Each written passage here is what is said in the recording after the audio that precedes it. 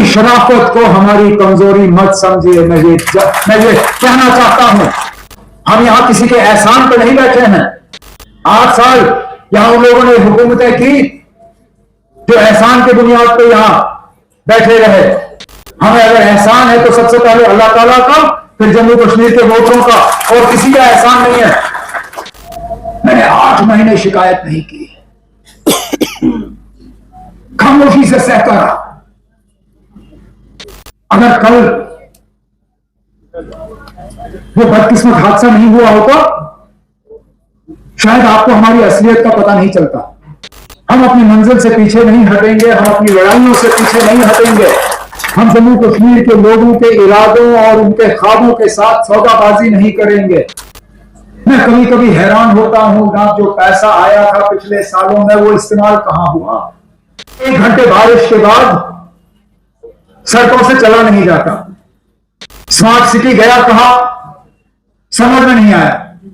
हमने सड़कें बनाई, सड़क के किनारे लेन और रेल बनाने का सोचा नहीं।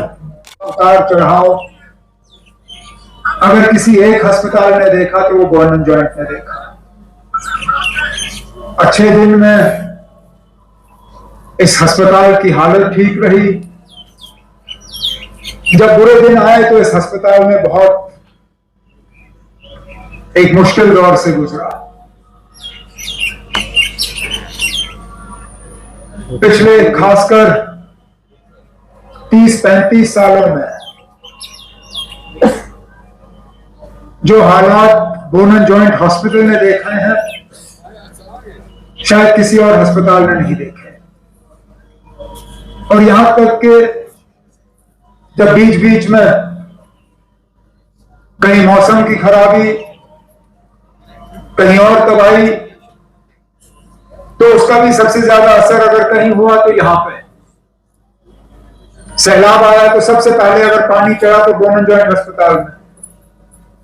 मुझे आज भी वो रात याद है, 2014 सितंबर में। नासिर आपको याद होगा, इस बंद पे हम खड़े थे पुल के नीचे और कोशिश कर रहे थे कि किस तरह ये बंद हम बचा सके और पानी जो है अस्पताल में आने से हम रोक पाए। लेकिन उस सैलाब के बाद भी इस अस्पताल ने लोगों को इलाज करना जो है उसमें रुकावट नहीं लाई। 2022 में एक खतरनाक आग के दौरान इस अस्पताल का एक अच्छा खासा हिस्सा जो है वो तबाह और बर्बाद हुआ। हमारे 4 ओटी, हमारे reference rooms, teaching rooms, wards, beds, बड़ी तबाही हुई। लेकिन ये उन डॉक्टरों को, उन एडमिनिस्ट्रेटरों को, उनकी काबिलियत का एक उसके तरफ एक इशारा है कि 6 महीने तक अस्पताल पर छत नहीं लगा, लेकिन चंद दिनों के अंदर यहां दोबारा इलाज शुरू हुआ, ओपीज चलने शुरू हुए और मरीजों का इलाज जो है बरकरार रहा। तो यही शेर कश्मीर का उस वक्त उनकी सोच थी, उनका नजरिया था अलग बोन एंड जॉइंट अस्पताल कायम करने का। 15 मई 1982 इस अस्पताल की शुरुआत हुई। अगर देखें तो शेर कश्मीर के हाथों उस वक्त इसका इनॉग्रेशन हुआ। मई में शेर कश्मीर ने इस अस्पताल का इनॉग्रेशन किया, सितंबर में वो वफात पा गए। तो अगर हम देखें, शायद उनके आखिरी पब्लिक फंक्शनों में ये बोन एंड जॉइंट अस्पताल का फंक्शन हुआ होगा, जबकि उनकी सेहत भी उस वक्त नासाज रही। लेकिन वो इतना चाहते थे कि यह अस्पताल लोगों के हवाले किया जाए कि उन हालात में भी वो इसके इनॉग्रेशन के लिए जो है उसमें हिस्सा लिया। वो दिन और आज का दिन, आज मेरी खुशकिस्मती है कि जो 1982 में बाबा कौम ने शुरू किया, उसका एक नया चैप्टर आज हम सबके हाथों जो है हमने जहां श्रीनगर के लोगों के हवाले किया, न सिर्फ श्रीनगर के लोगों का, पूरे कश्मीर प्रोविंस, यहां तक कि करगिल और करगिल के आसपास के इलाके और जम्मू प्रोविंस का कई इलाका, चिनाब, पीर पंचाल, वहां से भी लोग यहां इलाज हासिल करने के लिए आते हैं। यहां तक कि मैं खुद इस अस्पताल का एक वक्त मरीज रह चुका हूं। इसके इनॉग्रेशन के कोई 5 साल बाद साइकिल चला रहा था, जवानी, बेवकूफी, अकल की कमी, थोड़ा साइकिल तो मैं उछल कूद ज्यादा कर रहा था, इतने में खतरनाक फ्रैक्चर हुआ तो मुझे यहां लाया गया। एक्सरे हुआ तो पता चला कि मामूली प्लास्टर से ये ठीक नहीं होगा, सर्जरी करानी पड़ेगी। अब मेरी बदकिस्मती कि ये मैंने संडे को किया, एतवार के दिन। उस दिन मुझे पता चला कि एतवार के दिन जो है, आज शायद हालात बदल गए होंगे, उस वक्त एतवार के दिन लिफ्ट ऑपरेटर नहीं आता था। तो मुझे जब नीचे इमरजेंसी से ऊपर ओटी तक लेने की जरूरत पड़ी, लिफ्ट वाला था नहीं, ना वो संडे को आने के लिए तैयार था, तो स्ट्रेचर जो है हाथों में उठा के उसको ऊपर लिया गया। वो तब भी ठीक होता अगर स्ट्रेचर इन्होंने सीधा रखा होता, स्ट्रेचर भी सीढ़ियों की तरह यूं। अब मैं स्ट्रेचर को हाथ में इतनी मजबूती से पकड़ रहा था कि मुझे लग रहा था कि मैं स्ट्रेचर से गिरा, एक टांग तो मेरी वैसे ही टूटी हुई है, पता नहीं और ऊपर जाते जाते क्या टूट जाएगा। लेकिन फिर भी ये उन डॉक्टरों की कोशिशों का नतीजा है कि 2 बार एड़ी पे सर्जरी कराने के बाद भी आज 55 साल की उम्र में मैं 10-12 किलोमीटर जो है आराम से दौड़ पाता हूं।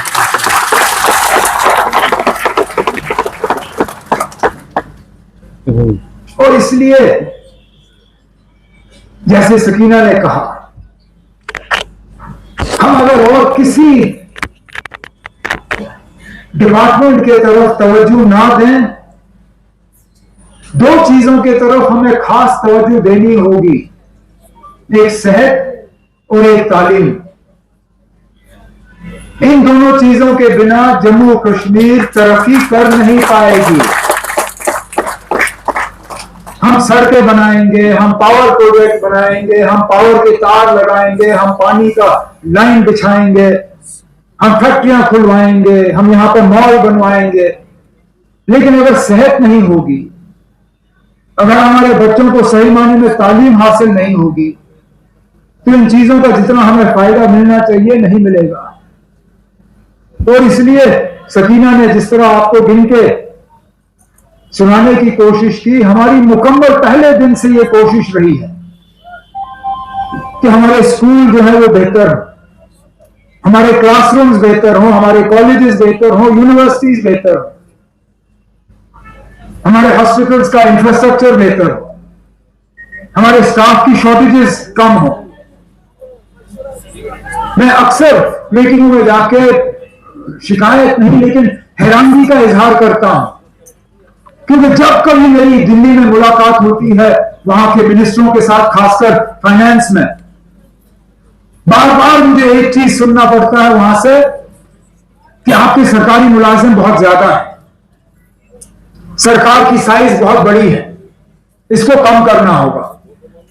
लेकिन ऐसी एक भी मीटिंग मेरी नहीं होती है ऑनरेबल एमएलए के साथ, चाहे कश्मीर या जम्मू, जहां डॉक्टरों की कमी की बात नहीं होती, टीचरों की कमी की बात नहीं होती, इंजीनियरों की कमी की बात नहीं होती, सोशल वेलफेयर में जो हमारे ग्रास रूट लेवल पे लोग हैं उनकी कमी नहीं होती। तो फिर मैं सोचता हूं अगर इतने ज्यादा हुकूमत में लोग हैं तो ये कमी क्यों? क्योंकि कहीं ना कहीं दिल्ली के समझ और यहां की असलियत में फर्क है। हो सकता है एक आध महकमा हमारा अच्छा खासा भरा हुआ होगा, लेकिन कमियां जो है वो हमारी असलियत है। दूर दराज इलाकों में आज भी डॉक्टरों की कमी है, टीचरों की कमी है। यहाँ अस्पताल बना है, अब हमें बैठ के इसके स्टाफ का इंतजाम करना पड़ेगा। और मैं सकीना से गुजारिश करूंगा कि मेहरबानी करके जल्द से जल्द यहाँ क्रिएशन का प्रपोजल आप ला दीजिए। मैं फाइनेंस से इसको मंजूरी दिलवा दूंगा ताकि ये अस्पताल ये नया जो बना हुआ है इसको 100% जो है हम इस्तेमाल कर पाएंगे। तो क्या फायदा, ये तो लोगों के साथ धोखा होगा। हमने ये रिबन अपने तस्वीर खिंचवाने के लिए नहीं कटवाया। ये इनॉग्रेशन स्टोन जो है ये सिर्फ अपने तसल्ली के लिए नहीं है। मुझे तब तसल्ली होगी जब ये बिस्तरें जो हैं ये इस्तेमाल होंगे, जब ये ओटी इस्तेमाल होगा, जब यहाँ के जो टीचिंग फैकल्टी है वो कुछ सिखा पाएंगे, जो हमारी लर्निंग, जो हमारे एमबीबीएस के स्टूडेंट्स हैं वो कुछ सीख पाएंगे। और उसके लिए जो हमें क्रिएशन करनी होगी वो हम करेंगे।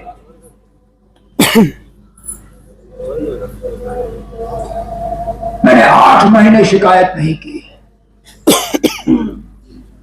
खामोशी से सहता रहा। अगर कल वो बदकिस्मत हादसा नहीं हुआ होता शायद आपको हमारी असलियत का पता नहीं चलता। लेकिन कल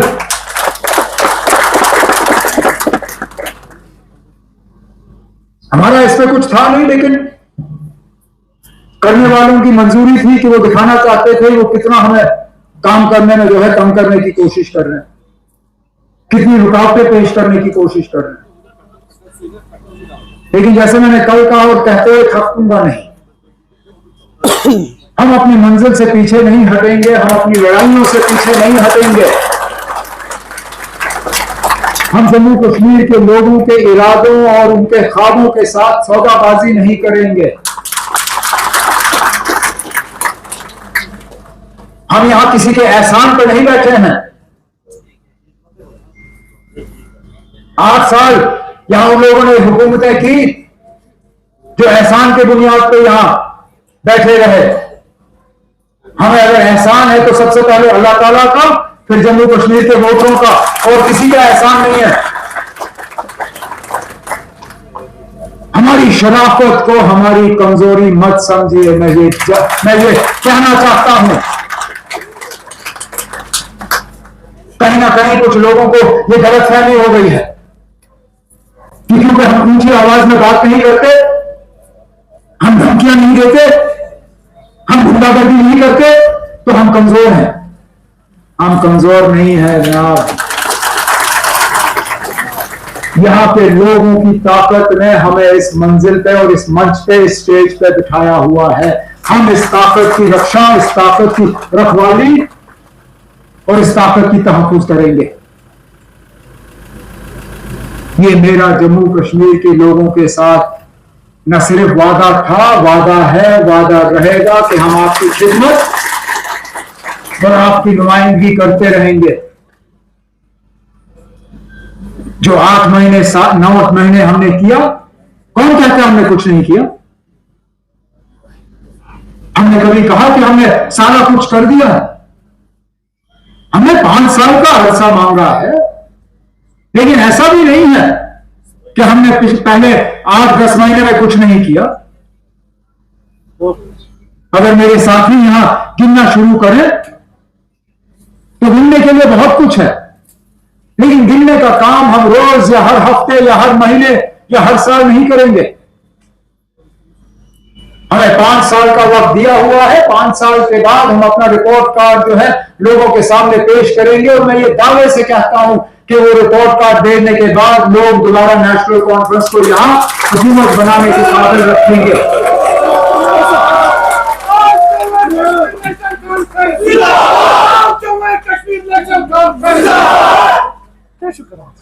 रही बात श्रीनगर शहर की, यहां पे भी ना मसलों की कमी नहीं है। मैं कभी कभी हैरान होता हूं ना, जो पैसा आया था पिछले सालों में वो इस्तेमाल कहां हुआ। 1 घंटे बारिश के बाद सड़कों से चला नहीं जाता। स्मार्ट सिटी गया कहां, समझ में नहीं आया। हमने सड़कें बनाई, सड़क के किनारे लेन और रेल बनाने का सोचा नहीं। इसमें कुछ हद तक हम भी कसूरवार हैं। हमने कॉलोनियां बसाई, बड़े बड़े मकान बनाए, मकान के इर्द गिर्द दीवार खड़े किए, लेकिन यह नहीं सोचा कि अगर हमारी गलियों में बारिश पड़ी तो ये पानी जाएगा कहां। लेकिन मैं श्रीनगर के लोगों को यकीन दिलाना चाहता हूं कि हाउसिंग एंड अर्बन डेवलपमेंट का मिनिस्टर हूं। मैंने अपने महकमे से कहा हुआ है कि श्रीनगर शहर के लिए खसूसी एक सर्वे करके पता किया जाए कि ये वाटर लॉगिंग का सबसे ज्यादा असर कहां पे पड़ता है। उसके लिए एक प्रोजेक्ट फ्रेम करें ताकि आने वाले दिनों में एक एक करके जहां पे भी ये बॉटलनेक्स बन जाते हैं वाटर लॉगिंग का, जहां पानी जमा हो जाता है, एक एक करके हम इनको ठीक करेंगे ताकि सही मायने में श्रीनगर जो है एक स्मार्ट सिटी बने। इसी तरह जो और मसले हैं, हमारे ऑनरेबल एमएलए हमारे सामने बैठे हैं, स्टेज पे बैठे हैं, इनके साथ मिलकर मैं श्रीनगर के लोगों को यकीन दिलाना चाहता हूं कि चाहे ट्रैफिक का कंजेशन हो, 2-3 अहम नए प्रोजेक्ट जो है वो डिप्टी सीएम साहब के हाथों आपके सामने रखे जाएंगे। कुछ और चीजें हैं जिससे कि हम श्रीनगर की कंजेशन जो है उसको दूर करेंगे, और उम्मीद करता हूं कि जिस सोच के साथ और जो समझ के आपने यहां अपने एमएलए चुने, उसी चीज को हम मुमकिन बना के ये शहर आपके सामने रखेंगे। लेकिन आखिर में इस मौके पर मैं एक बार फिर सकीना आपको, आपके तमाम टीम को, गवर्नमेंट मेडिकल कॉलेज श्रीनगर के प्रिंसिपल साहिबा को, फैकल्टी को, वुमेन जॉइंट अस्पताल के फैकल्टी को इस मौके पर मुबारकबाद पेश करता हूं।